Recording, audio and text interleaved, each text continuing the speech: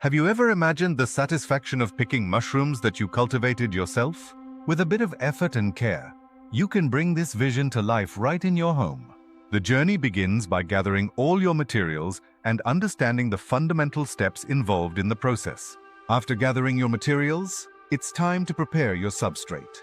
Begin by ensuring that it is properly cleaned and sanitized to eliminate any unwanted contaminants that could hinder your mushroom growth. For those using straw or sawdust, pasteurizing is essential, a simple process that involves soaking the substrate in hot water for about an hour. Next, once your substrate is pasteurized and cooled down, it's time to inoculate it with the mushroom spawn. This is a crucial step where you'll carefully mix the spawn into the substrate, ensuring it gets evenly distributed. Use your hands or a clean tool, but remember to wear gloves to maintain cleanliness. After mixing, it's important to ensure that the substrate retains a fluffy texture to allow for optimal airflow. This texture not only supports mycelium colonization, but also prevents issues like compaction, which could hinder growth. Once your substrate is inoculated and ready to go, it's time to place it into your chosen containers.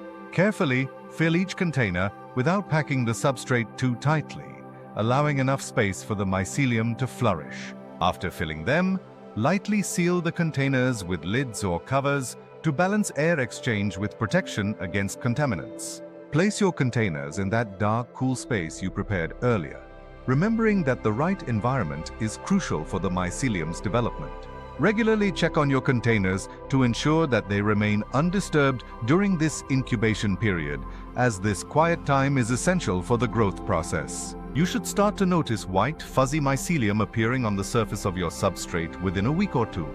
This visual cue is a great sign that your mushroom cultivation is off to a promising start, leading you one step closer to harvesting your very own crop of delicious mushrooms. Now that your containers are properly stored, it's crucial to focus on maintaining the right conditions. Regularly mist the surface of your substrate with water using the spray bottle, being careful not to oversaturate, as this can lead to unwanted mold.